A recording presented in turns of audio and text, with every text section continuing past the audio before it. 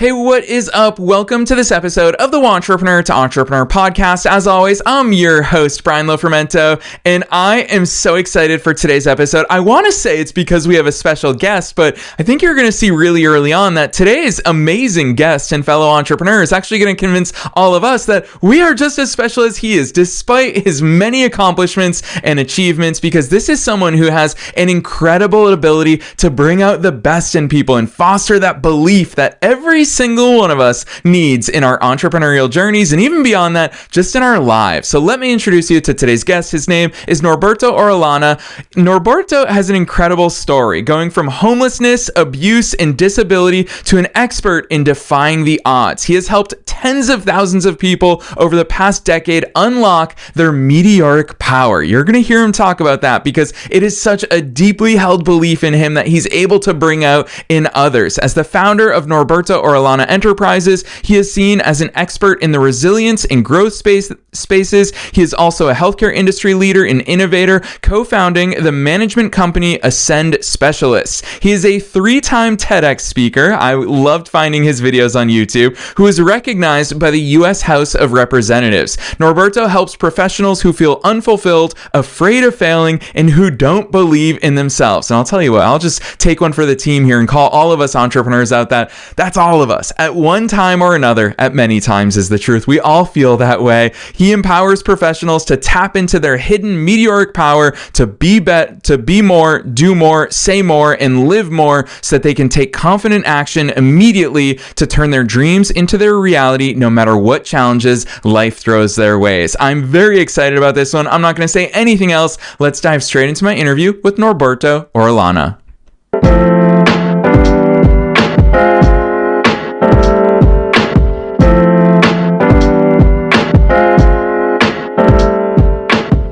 All right, Norberto, this is going to be a fun one. First things first, welcome to the show.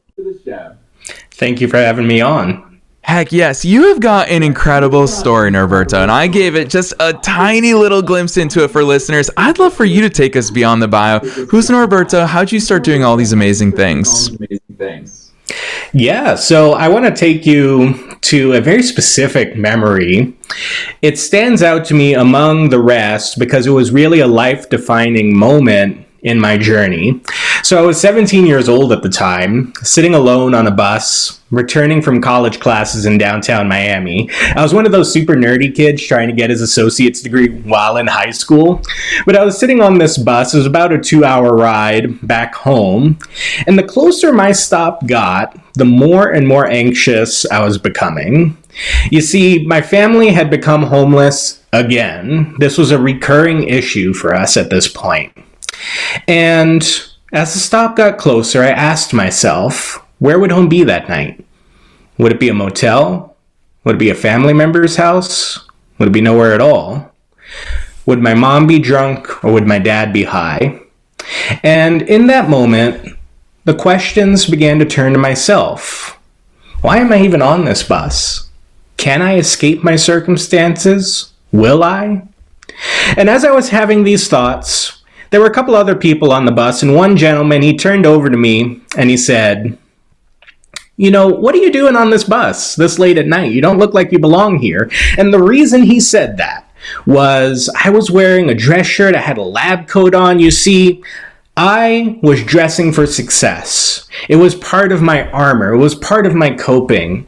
I dressed like the person I wanted to become, even though I was homeless. And so I started to explain this to that man, how I had worn a suit and tie or a lab coat and tie every single day since sophomore year of high school. And that's something I still do to this day. And as I explained this to him, and as I got to my story, you could see the expression on his face change. He became a lot more serious. And the handful of other people that were on the bus quieted down and started looking towards me. They were listening to my story and all the hopes and dreams that I had, all the things that I knew I wanted to accomplish in my heart. And at the end of that story, I got a round of applause on that bus, and I knew in that very moment that this was not the life that I was meant to live, that I was called to be more, and that I was capable of becoming more. Later that year, I graduate with my associate's degree before high school. And when I heard my name, Norberto Orellana, echo across the graduation stage, I knew I had shattered my chains. You see, in the United States, it takes on average 5 generations to break the cycle of poverty. I did it in under 5 years. By the time I was 24, I was a homeowner. I was a husband, a father. I had a career. I was a first-generation college graduate. Now at 27, I found myself starting 2 businesses, something I never even imagined I'd do, leagues away from where I started. My rise has been described as meteoric, and the best part is that everyone listening, theirs can be too. It's not a special gift or talent. It's an inherent power in all of us, and I can't wait to dive into that more with you.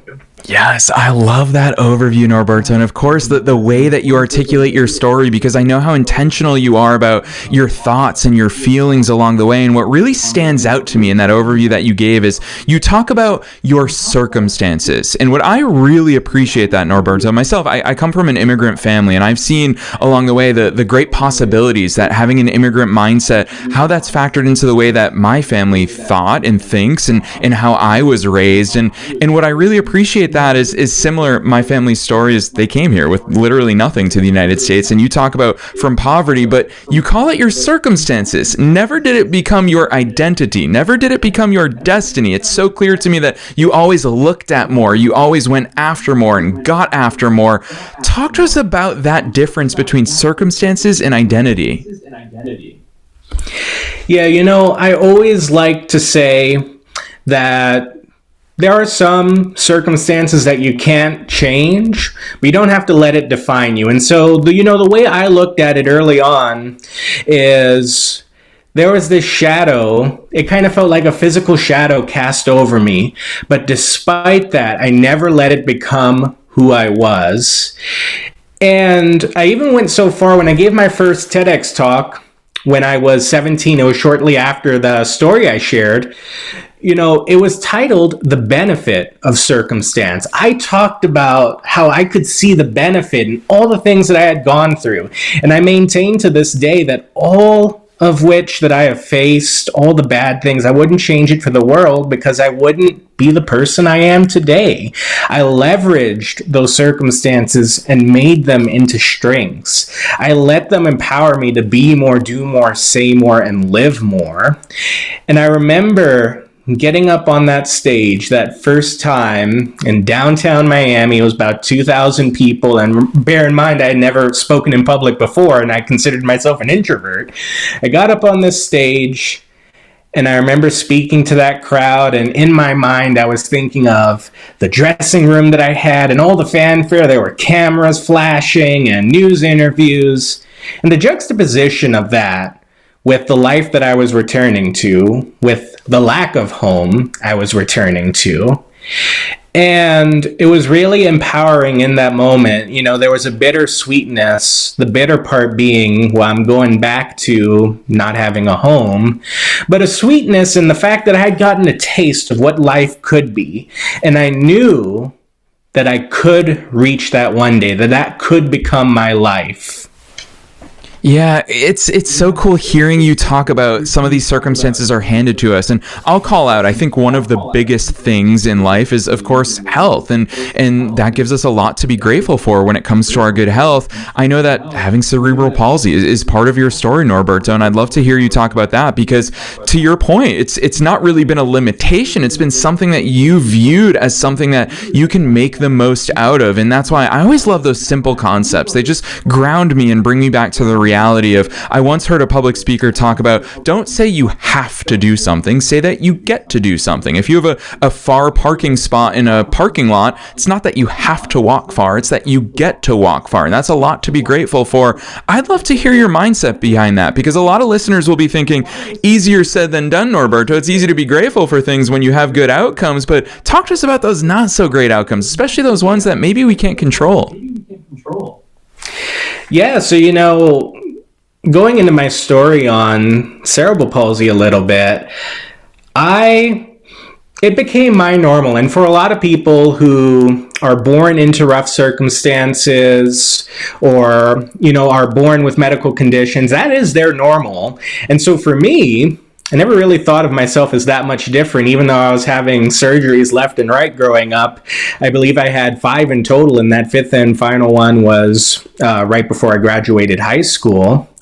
But, those are the things that you can't really control. There's nothing you can do to spin that. I had a very major surgery, my last one. Without going into all the gory detail, essentially I wasn't able to use my right leg for the better half of a couple months because that's how major of a surgery it was.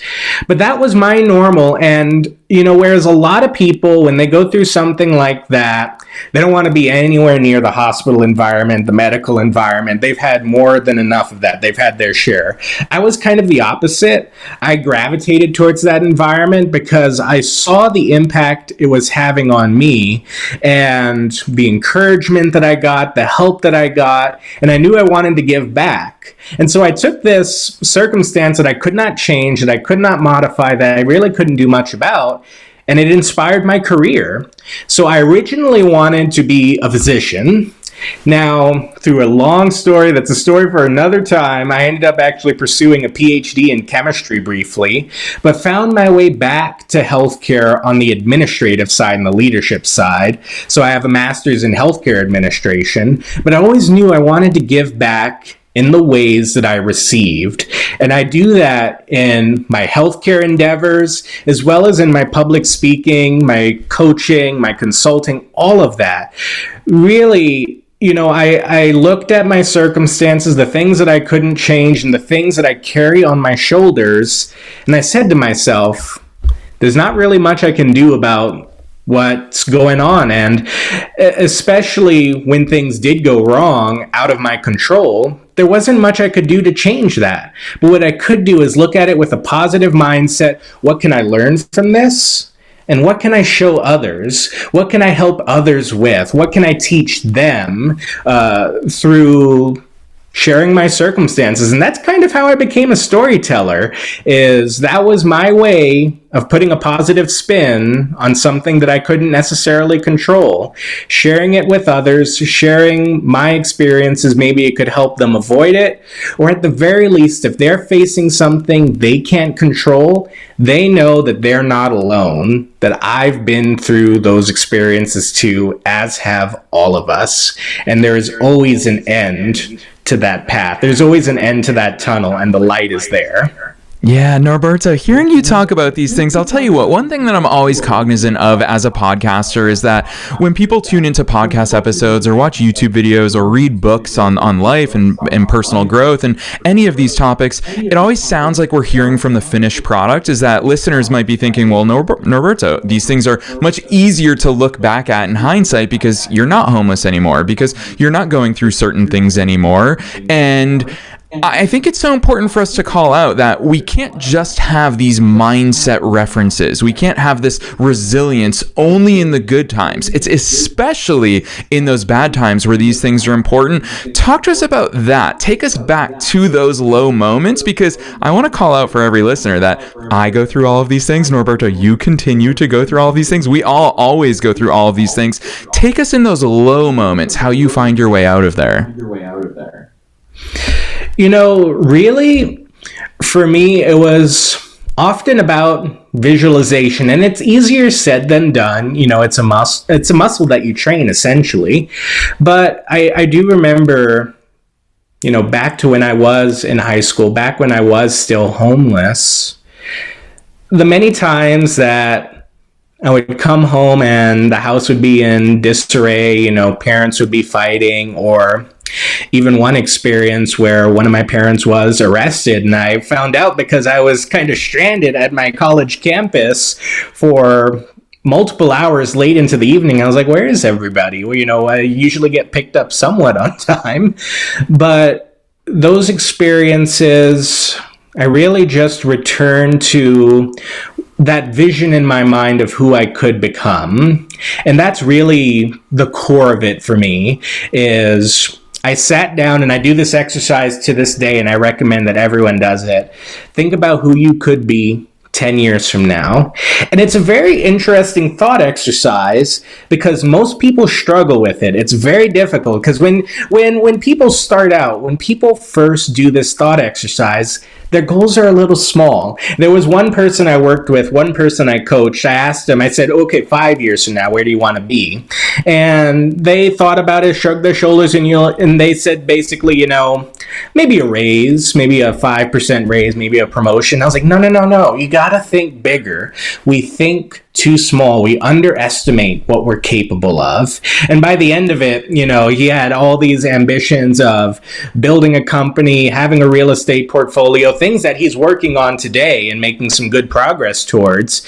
But that's really where it begins, is being able to sit down and picture the person that you could become. And it gets easier and easier over time. And it's a way to insulate yourself and put on some armor when things go wrong. It gets easier over time. The example I'll give you is right after I bought my house, immediately after, and a lot of homeowners, especially first-time homeowners, will relate with this, basement flooded. We had our furnace and our water heater go out on the same exact night. And I remember my wife, she came from very similar background as me, so we didn't really have anyone to lean on, anyone to talk to about this. We were on our own to figure it out. But I knew, despite the fact that there was catastrophe happening all around us, that I had survived so much worse, that I had overcome so much already. And so I was able to look at what was happening. And of course, I had those heart palpitations and anxiety for a moment. But then I realized we're going to get through this. And I thought about this being a part of our story. It's going to be a good story to tell, especially when we're at the end of the journey. And that's why I love what I do right now, because even though I'm not homeless anymore, even though I am far away from where I started, I'm still in the middle of the journey. I'm not at the end.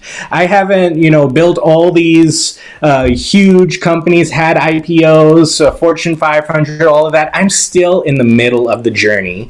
And it was important to me to start sharing that journey now rather than later, because it is so important for people to see not just the end product, but someone who's in the trenches fighting with you. And what I can say is that it absolutely gets easier. And the more and more you visualize your future, the more and more you're going to see that it's becoming your reality each and every day. Yes, I so appreciate that. It really puts things into perspective. And I love the fact that you called out that we're all in the middle of our journeys. What feels like a lot of times, and especially we're going to switch gears and we're directly going to talk about entrepreneurship, because it feels like a lot of times we compare our chapter 1s to somebody else's chapter 20, not recognizing all the things that they had to go through to get where they are. And also, they're not where they want to be just yet. We're all working towards those bigger goals. And Norberto, the reason why I say I'm excited to transition this conversation into entrepreneurship is because you're also one of us. You're a fellow entrepreneur, and you've recognized your gifts and a huge value that you bring to the world and helping others and coaching others. And a lot of people may not have worked with a coach like you and may not believe in their own powers of saying, how can somebody else unlock me? I'm here fighting my own inner battles. I'm here wondering how I can grow. What does that look like? Talk to us about your business and how it is that you get deep into getting others results. Yeah, so my business really started out as motivational and keynote speaking. That's where I began. I didn't even realize it was a business at first. I'd given my first TED Talk when I was 17, gave a second one, and did a couple keynotes, and it never had really clicked for me for quite a while that, oh wow, this could be a business model here, and there's really something here worth sharing and continuing to share beyond just a couple talks. And so I founded Norberto Orellana Enterprises really as the catch-all for motivation, resilience, and unlocking folks' meteoric power. And I landed on that term, meteoric, because I remember sitting down with someone I really looked up to. She was really successful. And she told me, your rise has been nothing short of meteoric, and you're inspiring me. And so when she said that to me, I was like, wow, that, that really means a lot. And that stuck with me. And I began to ask myself, well, how can others do this? Because as I had always believed, and as I had said at previous talks, there's nothing special about me. It's something that we all have. It's an inherent power in all of us. And so, I know a lot of the people listening, most of the people listening will resonate with this. There will come times where the weight of the world comes down upon you. We all have these moments. And you feel alone, uncertain, and afraid.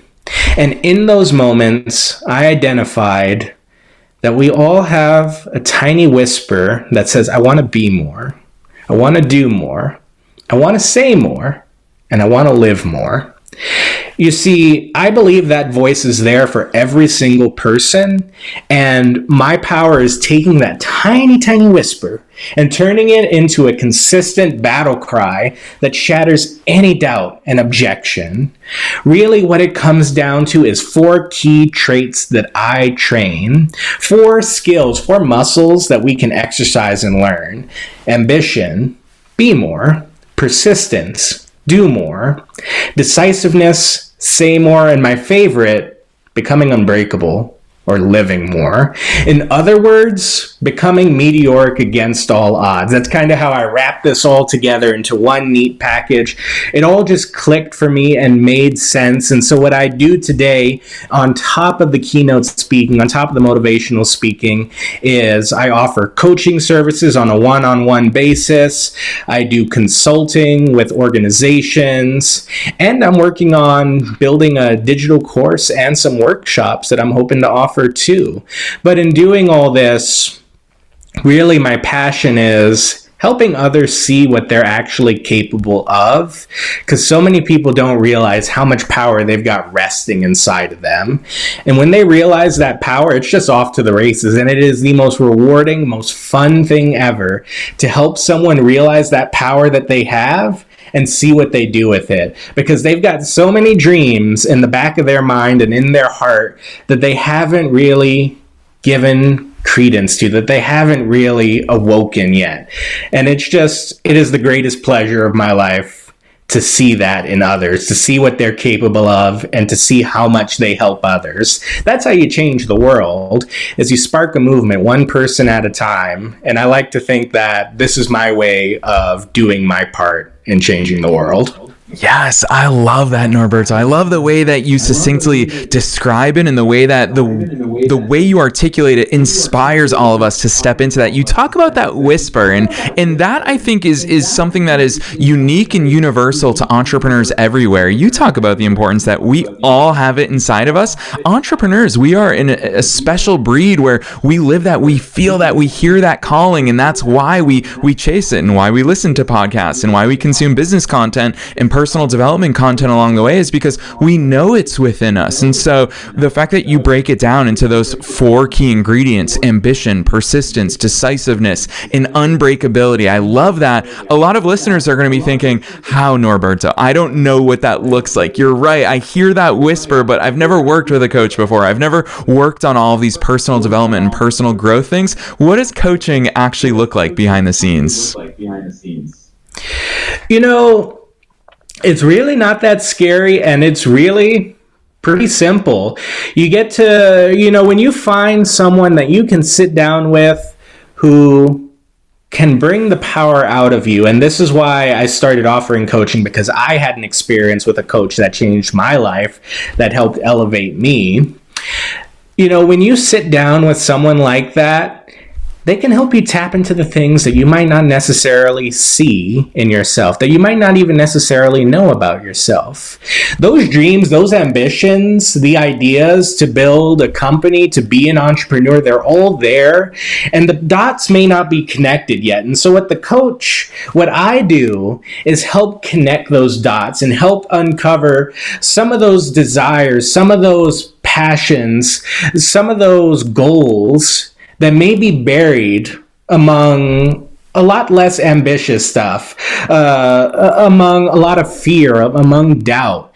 And so that's really what the coach does. We sit down and we go over, who do you want to become? Because that's the first part of this. That's the first part of the equation. And, believe it or not, that is often the longest part. That is the most difficult part, is really uncovering who a person wants to be, because we are trained from a young age to dream smaller, to think lower. You ask any child what they want to become, and I'm talking about, the under 10s, they'll say, I want to be an astronaut, a doctor, unicorn scientist. They'll say something out of this world.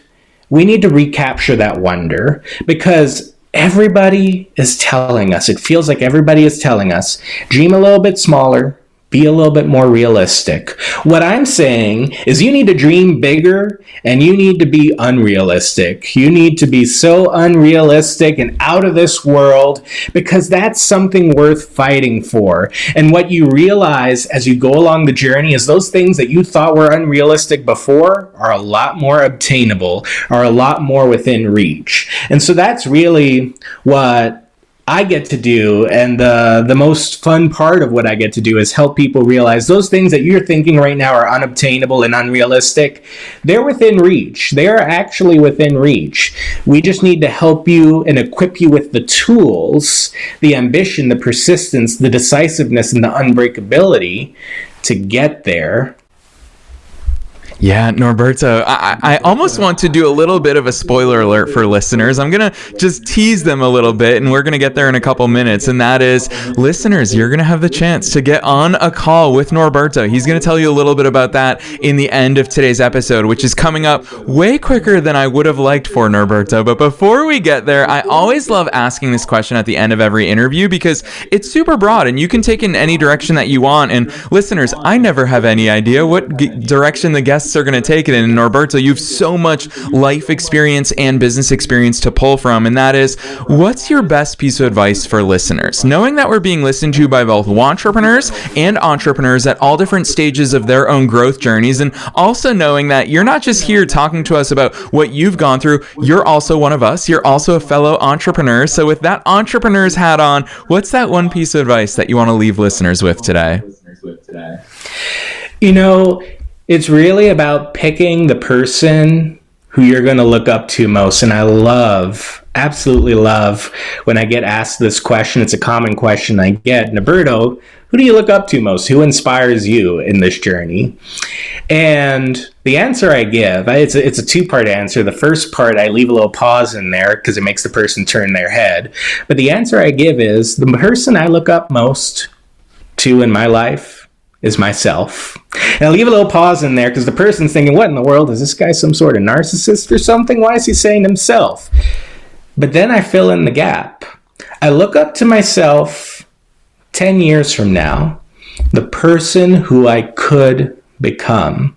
And I believe that is something deeply ingrained in all of us. We all have this vision of that person we could be, where we're living, the kinds of friends we have, how we behave, the temperament that we have, how we view ourselves in the world, how generous we are, and the impact we're having.